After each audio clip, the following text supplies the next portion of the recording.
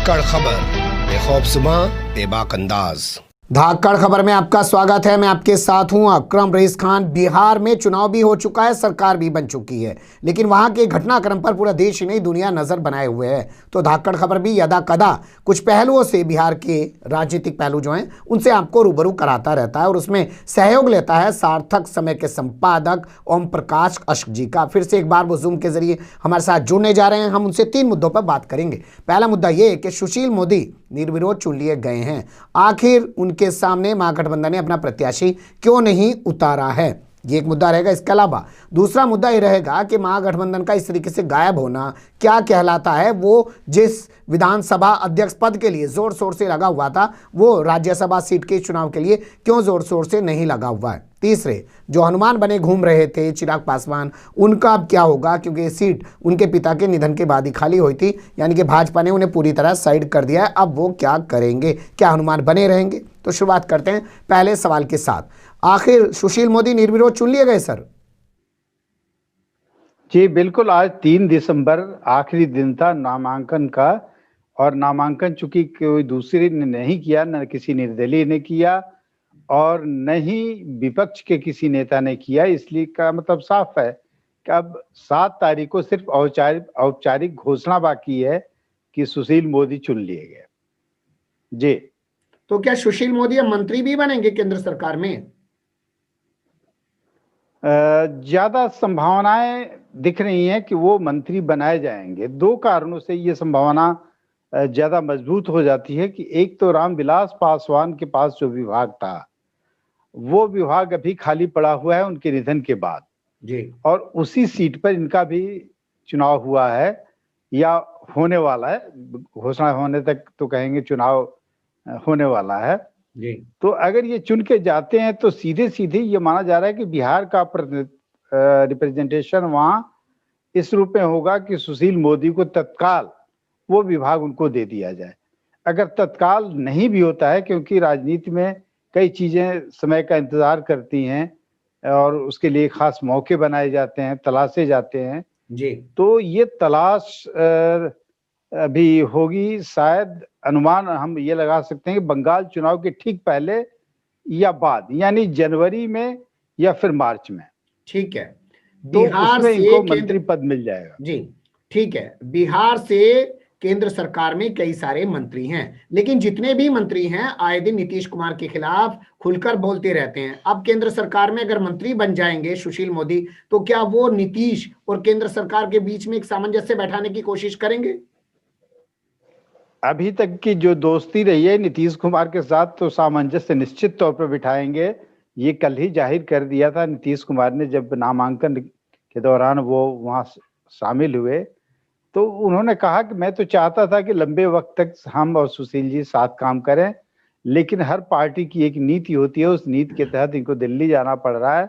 मेरी शुभकामनाएं हैं, ये दिल्ली जाकर बिहार ही नहीं बल्कि पूरे देश की सेवा करें, मुझे खुशी होगी। लेकिन यह जब बोल रहे थे तो उनके भीतर का कहीं ना कहीं एक दर्द झलक रहा था। इसलिए ये पक्का मान के चलना चाहिए कि कोई भी संकट आएगा तो ये जितने बीजेपी के लिए काम करेंगे उतना ही नीतीश कुमार के साथ होंगे, यानी एक सामंजस्य बिठाने में महत्वपूर्ण कड़ी के रूप में ये काम करेंगे। अब बात कर लेते हैं महागठबंधन की। तो जो महागठबंधन विधानसभा अध्यक्ष पद के लिए शोर शोर से लगा हुआ था, वो अब राज्यसभा चुनाव में अड़ता हुआ क्यों नहीं दिखाई दिया? क्या वो ऑडियो क्लिप वायरल होने के बाद महागठबंधन या यूं कहें आरजेडी अभी बैकफुट पे है? इसको इस रूप में न देखा जाए। आधिकारिक तौर पर महागठबंधन ने कभी नहीं कहा कि हम उम्मीदवार उतारेंगे ही। दरअसल ये मीडिया के अनुमान, कयास और तमाम चीजों पर आधारित बातें थी कि 3 लोग उम्मीदवार बनाए जा सकते हैं, इन तीनों से बातचीत चल रही है, चर्चा चल रही है, लेकिन ऑफिशियली राज्यसभा चुनाव के बारे में किसी का बयान नहीं आया। बल्कि आज जगदानंद सिंह ने यह स्पष्ट कर दिया किसी मीडिया मैन के पूछने पर कि वो सीट मेरी थी ही नहीं, आरजेडी की अपोजिशन की थी ही नहीं, वो सीट बीजेपी की ही थी, इसलिए बीजेपी के लिए की सीट पर मारामारी करने का कोई औचित्य नहीं बनता है। इसलिए हम लोगों ने बहुत सोच समझ के अपना उम्मीदवार देने से साफ मना कर दिया कि हमारा कोई उम्मीदवार होगा। बल्कि यह बात उन्होंने जरूर कबूल की कि अगर चिराग पासवान जी जिनको आप मोदी जी का हनुमान कहते हैं जी कि अगर वो चिराग पासवान अपनी मां रीना पासवान के लिए मांगते समर्थन तो हम लोग समर्थन दे सकते थे, लेकिन आरजेडी की ओर से कोई उम्मीदवार उतारने की अपनी कोशिश नहीं थी कभी। ठीक है, ये स्पष्ट आपने कर दिया कि उन्होंने कभी उम्मीदवार उतारने की कोशिश नहीं की, लेकिन वो जो ऑडियो क्लिप वायरल हुआ है, क्या उससे महागठबंधन को नुकसान हुआ है या आरजेडी जो फ्रंट फुट पे खेलने की कोशिश कर रही थी एक मजबूत विपक्ष के तौर पर, वो बैकफुट पे गई है? देखिए, आरजेडी के बारे में अगर समझना हो तो आरजेडी के जो वोटर्स हैं उन्हीं के बीच ये मैसेज जाना है, यानी पब्लिक में मैसेज जाना है। तो ऑडियो क्लिप के वायरल होने के बाद जो मैसेज गया आम आदमी के बीच में, वो अच्छी बात नहीं मानी गई, अच्छी धारणा नहीं बनी लालू प्रसाद या आरजेडी के बारे में। लेकिन जिनकी धारणा पहले से बनी हुई है, यह जानते हुए कि लालू प्रसाद जिसके राष्ट्रीय अध्यक्ष हैं और चारा घोटाले जैसे बड़े घोटाले में वो जेल में सजा काट रहे हैं, फिर भी बड़े पैमाने पर लोगों ने साथ दिया, सबसे बड़ी पार्टी बना के आरजेडी को सामने किया। तो आरजेडी के जो सपोर्टर या वोटर के हैं, वो कुछ भी हो जाए, दुनिया पलट जाए, लालू यादव हो या तेजस्वी यादव हो, इस बार तो लालू यादव मैदान में थे ही नहीं, उनके पोस्टर नजर थे जी, उनके बैनर में कहीं उनका नाम नहीं था, कहीं लालू जिंदाबाद भी नहीं लिखा हुआ था। इसके बावजूद आरजेडी के सपोर्टर्स उनके साथ खड़े, आरजेडी के साथ खड़े हुए, उनको वोट दिया और 75 सीटों पर जीत दिलाई। क्या आपको इसलिए लगता है ये नहीं कहेंगे जी, क्या आपको लगता है वाकई में वो लालू की आवाज है और एक विधायक से बात करने से क्या विधानसभा अध्यक्ष पद का चुनाव जीत लिया जाता? क्योंकि लल्लन पासवान जो है जिस तरीके से बोल रहे हैं, कहीं ऐसा तो नहीं किसी ने आवाज डब करके डाल दी हो? देखिए, तकनीक इतनी बढ़ गई है कि किसकी आवाज और लालू की आवाज का कैरिकेचर तो इतने लोग करने लगे हैं कि कई लोगों की रोजी रोटी चलती है लालू की आवाज निकाल के जी। क्योंकि लालू की आवाज में एक दम है कि वो भीड़ बटोर सकते हैं जी, लोगों को रिझा सकते हैं। हमारे एक मित्र बताते थे, वो बड़े पत्रकार हैं, आजकल बड़े पद पर हैं जी, सरकारी पद पर। उन्होंने कहा था कि साउथ में जिन दिनों लालू प्रसाद मुख्यमंत्री थे जी, उन दिनों वो साउथ में यानी चेन्नई गए हुए थे और चेन्नई के जिस घर में ठहरे हुए थे वो विशुद्ध वहां के लोगों का घर था, स्थानीय लोग का घर था जी। उस घर में जैसे ही टीवी पर लालू प्रसाद यादव का चेहरा दिखा जी, कि जो उनका साउंड म्यूट था, तुरंत हल्ला हुआ कि जरा आवाज दो आवाज दो जी। और सब लोग हंस रहे थे, उनकी भाषा नहीं समझते, उनकी बोली नहीं समझ रहे थे। ये लालू प्रसाद की आवाज में जो आकर्षण है वो तो एक आकर्षण पैदा करता है और उसी आकर्षण की वजह से कई लोगों ने उनकी कैरिकेचर बनाए, उनकी तरफ बोलने की कोशिश की और बोल भी रहे। इस चुनाव के दौरान एक दो पर्सनालिटी ऐसी दिखी भी, वो लालू की आवाज में चेहरा भले न मिले लेकिन लालू की आवाज में वो बोलता था लड़का और लोगों को प्रभावित करता था, हुजूम जुटा देता था जी। बात कर लेते हैं चिराग पासवान की, जो अपने आप को मोदी जी का हनुमान कहते हैं। उन्होंने पूरे प्रदेश की कार्यकारिणियों को भंग कर दिया है। क्या उन्हें अफसोस हो रहा है कि उनके पिता ने जो पार्टी खड़ी की थी 20 साल पूरे होने के मौके पर उन्होंने इस पार्टी को खत्म कर दिया? देखिए, इसमें मैं दो चीजें, ये सामान्य तौर पर होता है कि जब चुनाव में पराजय की स्थिति आती है तो पराजय के बाद समीक्षा होती है और समीक्षा के दौरान सारी चीजें हल कर ली जाती हैं। लेकिन चिराग पासवान को अगर हम यह भी मान लें कि बीजेपी की बैकिंग की वजह से चिराग पासवान इस तरह से नुकसान पहुंचा रहे थे जी। कल मैं देख रहा था एक फिगर कि 54 सीटों पर 135 जो उम्मीदवार उतारे थे चिराग पासवान ने विधानसभा में, उसमें 54 सीटों पर एनडीए को नुकसान पहुंचाया। यानी अगर उनका सपोर्ट होता तो एनडीए के उम्मीदवार 54 और सीटें जीत जाते, यानी जो संख्या अभी 126 दिख रही है उसमें प्लस 54 हो जाता जी। तो इस तरह से चिराग पासवान की एक भूमिका रही।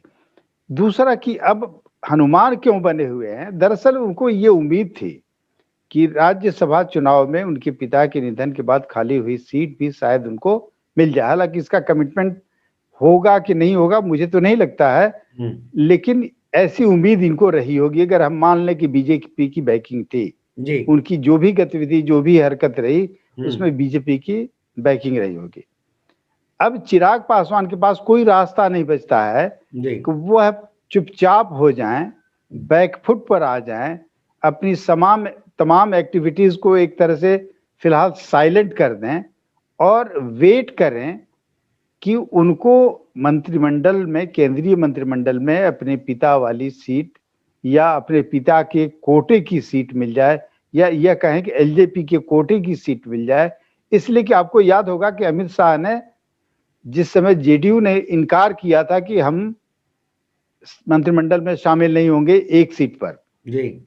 सरकार ने यह तय कर लिया था कि सांकेतिक तौर पर अपने सहयोगी दलों को एक एक सीट मंत्रिमंडल में देगी, क्योंकि उसको अब समर्थन की जरूरत भी नहीं थी बीजेपी को। जी। तो उसमें बाकी दलों ने कबूल किया, उसी में एलजेपी भी थी, ठीक है, उसके 6 ही सांसद थे, अकाली दल के लोग थे, शिवसेना के लोग भी उस समय थे, और जेडीयू को एक सीट गवारा नहीं हुआ तो जेडीयू ने अपने को किनारा कर लिया। जी।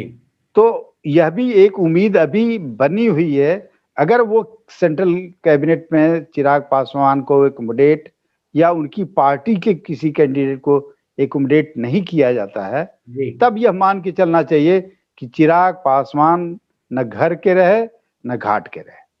ना घर के रहे ना घाट के रहे, लेकिन अगर विधानसभा चुनाव के नतीजों पर नजर डालें पिछलों पर, तो हमेशा 2 या 1 सीट जीतते रहे हैं एलजेपी वाले। अगर इस बार भी 1 सीट जीत गए तो उनको टोटा क्या हुआ? उनको नुकसान नहीं हुआ, लेकिन उन्होंने नुकसान पहुंचाया। जैसे हम लोग 2 कयास लगाते हैं, एक कयास और जिसके आधार भी बनते हैं कि जो चुनाव के 9-10 महीने पहले से चिराग पासवान ने जिस तरह बिहार एनडीए सरकार यानी नीतीश कुमार के खिलाफ मोर्चा खोला, उस सरकार में तो बीजेपी भी थी, तो बीजेपी के रहते हुए चिराग ने जो मोर्चा खोला और उसकी परिणति वहां तक, उसका परिणाम वहां तक पहुंचा दिया कि 135 सीटों पर अपने उम्मीदवार उतार दिए और वोटकटवा बनके उनके 55 सीटों पर नुकसान पहुंचा दिया, जिसमें 25 सीटें जेडीयू की थी और बाकी सीटें वीआईपी मुकेश सहनी और दूसरे दलों की थी। तो ये सबसे बड़ा नुकसान पहुंचाया। लेकिन अपना भी तो फायदा किया ना सर, वोट परसेंटेज तो बढ़ी है ना एलजेपी की। हाँ, एक जगह अगर देखें लॉन्ग रन में, जिसको कहते हैं दीर्घकालिक तौर पर देखें, तो ये प्रयास कभी न कभी राजनीति में क्लिक कर जाते हैं। अब देखिए कि 2 सीटों पर, 1 सीटों पर पिछले कई चुनावों से उनके विधायक आते रहे हैं। ये तो मान के ही चल रहे थे कि वर्स्ट केस में हमको आएगा तो वही पोजीशन होगा, लेकिन हम दूसरे को नुकसान पहुंचा के ये साबित कर सकते हैं कि हमारे बिना आपका काम नहीं चलने वाला है। इतना तो तय हो गया कि वो 54 सीटों पर एक जीते हुए हैं, 54 पर नुकसान पहुंचाया है, यानी अगर वो 7 हो जाएं तो 55 सीटों पर जिताने की क्षमता एलजेपी में है। और मुझे लगता है कि राजनीति के महारथी जो बीजेपी में भी हैं वो इस बात को जरूर स्वीकार करेंगे। तात्कालिक तौर पर नीतीश कुमार भी इसको नकार दें, लेकिन उनके मन में भी अगर वो राजनीतिक समझ उनमें भी कम नहीं है, अगर वो समझे तो ये मान के चलेंगे कि 55 सीटों पर नफा और नुकसान दिलाने वाला ये आदमी है या इसकी पार्टी है। जी बहुत शुक्रिया सर, आपने बहुत बारीकी से तमाम चीजों पे रोशनी डाली। लेकिन आखिर में मैं ये भी कह सकता हूं कि बीजेपी ने जिस तरीके से एलजेपी को अलग से लड़ाया, तो कहीं ना कहीं जैसे उसका वोट परसेंटेज बढ़ा है, तो बीजेपी अब जेडीयू को छोड़ के बिहार में अपना एक मजबूत और साथी पर्दे के पीछे से तैयार करना चाहती हो। उसका वोट परसेंटेज बढ़ेगा, बीजेपी के साथ मिलकर चुनाव लड़ेगा, तो हो सकता है बीजेपी और एलजेपी आने वाले टाइम में जेडीयू को साइड करके सत्ता में आ जाए। ये भी एक चीज हो सकती है, क्यों? देखिए 2005 से अब तक के विधानसभा चुनाव को देखें, बिहार के विधानसभा चुनाव को, और उसके परिणाम देखें, तो हमेशा ये देखेंगे 2005 में भी 2 दल थे, बीजेपी और जेडीयू। 10 में भी बीजेपी जेडीयू, 15 में महागठबंधन आरजेडी और जेडीयू, और इस चुनाव में भी बीजेपी और जेडीयू, बाकी दलों को अगर किनारे कर दें तो दो या इससे अधिक दलों के संगठन, 2 प्रमुख दल अगर एक साथ नहीं होते हैं तो बिहार में पिछले 15 साल का रिकॉर्ड यही कहता है कि सत्ता परिवर्तन या सरकार बनाना मुश्किल है। इसको ऐसे भी इसको कह सकते हैं कि जिस तरफ नीतीश कुमार होते हैं उधर ही सत्ता होती है। यह भी नहीं कहेंगे। अगर ये नीतीश कुमार की ताकत है तो 2015 में उनको कम से 71 सीटें आई और उससे ज्यादा 80 सीटें आई आरजेडी को। आरजेडी तो दूसरे नंबर की सहयोगी तब थी, ये सत्ता के सहयोगी थे। लेकिन इसका लाभ ये नहीं कहेंगे कि इनकी वजह से। इस बार भी वो सत्ता के सहयोगी थे, लेकिन इस बार उनको 43 सीट आई, बाकी को 74 आई दूसरी को। लेकिन दो प्रमुख दलों का गठजोड़ जब तक बिहार में चलता रहेगा वो सरकार बनाएगी। अकेले अपने दम पर किसी के बूते की बात नहीं है। हाँ, बीजेपी की कई कोशिशें अब भी जारी हैं, वो चुप नहीं बैठी है। वो अपने तई अपनी मजबूती बनाने के लिए, अपनी जमीन मजबूत करने के लिए वो कोशिश कर रही है। और इस चुनाव में एक चीज और साफ हो गई है कि माइनॉरिटी वोटर्स के बिना भी सरकार बन सकती है।